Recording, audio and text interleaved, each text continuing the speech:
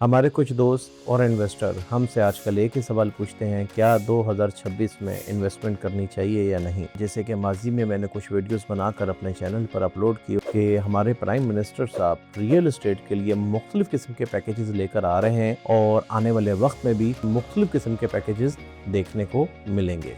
इन्हीं पैकेजेस की वजह से हमारे ओवरसीज़ पाकिस्तानी जितने भी हैं जो बाहर बैठे हुए हैं, कारोबार कर रहे हैं, उनकी एक बड़ी तादाद में इन्वेस्टमेंट पाकिस्तान आ रही है, जिनकी इन्वेस्टमेंट आना रुक गई थी। दूसरे नंबर पे हमारे वो दोस्त जो पाकिस्तान में रहते थे, ये भी पाकिस्तान में इन्वेस्टमेंट करने के बजाय आउट ऑफ कंट्री अपनी इन्वेस्टमेंट कर रहे हैं। वही में पाकिस्तान की बेशुमार इन्वेस्टमेंट जा चुकी है, लेकिन अब 2026 में पाकिस्तान में इन्वेस्टमेंट आ रही है, जिसमें बिलखुसूस अगर हम शहर की बात कर ले, जिसमें इस्लामाबाद सर फहरिस्त है। इनकी बुनियादी वजह यह है कि जैसे कि हमने आपको बताया था कि CDA ने अपने 3% टैक्स से 1% टैक्स कर दिया, और FBR ने जैसे नोटिस जारी किया कि DC रेट कम किया, गेम टैक्स कम किया, 7E फॉर्म कम किया।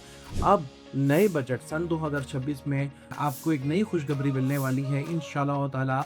वो ये होगा कि जो आपका गेम टैक्स है, जो कि सेलर का था 4.5%, वो कट के 2.5% या इससे भी कम हो जाएगा।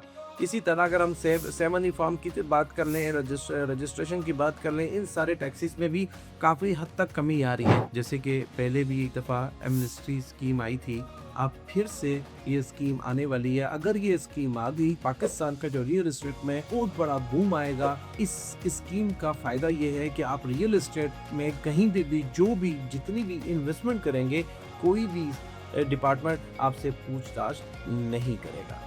इन्हीं पैकेजेस की वजह से हमारे जितने भी ओवरसीज़ पाकिस्तानी, वो सारी के सारी अपनी इन्वेस्टमेंट पाकिस्तान वापस लेकर आ रहे हैं, जिनके कारोबार, फैमिलीज और वहीं पे सेटल हैं और काफ़ी अरसे से पाकिस्तान में इन्वेस्टमेंट नहीं कर रहे थे। अब 2026 में इन सब की इन्वेस्टमेंट पाकिस्तान वापस आ रही है। बिलखुसूस वो लोग जो पाकिस्तान में सेटल हैं, वो भी आउट ऑफ कंट्री में जाकर अपनी इन्वेस्टमेंट करते थे।